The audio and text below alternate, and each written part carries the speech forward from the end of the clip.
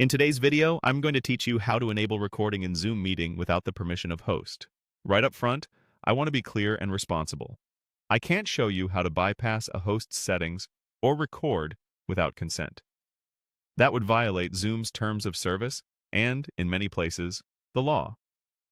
Instead, I'll walk you through the correct, ethical way to get recording enabled so you can capture your meeting smoothly and stay compliant.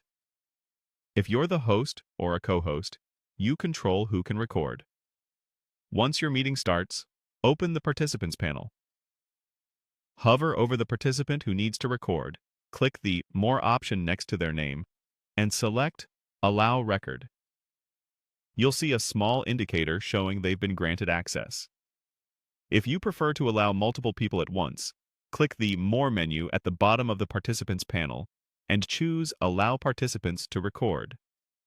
You can revoke permission anytime from the same menus.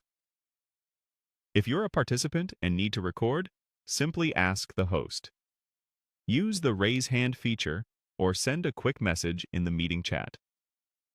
A polite, clear request, like, "Could you please allow me to record for notes?" usually gets you what you need.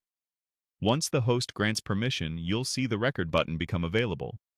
Before you hit record, set up your local recording location. Outside of a meeting, open Zoom, go to Settings, then Recording. Choose a secure folder on your computer where your files will be saved. Keeping recordings in a private, backed-up location helps protect sensitive information and makes it easier to find files later. When you're ready, click Record and select Record on this computer. You'll see a recording indicator appear. Use pause to temporarily stop capturing without creating separate files, and resume when you're ready to continue.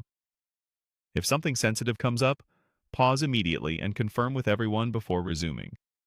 When you're done, click Stop. The host can also stop a participant's recording if needed. After the meeting ends, Zoom will convert the recording. Don't close your laptop or put it to sleep during this process. When it's finished, a folder will open with your video and audio files. Rename them clearly and store them securely.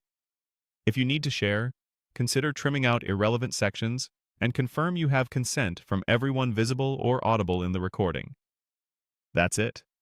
The right way to enable and use recording in Zoom.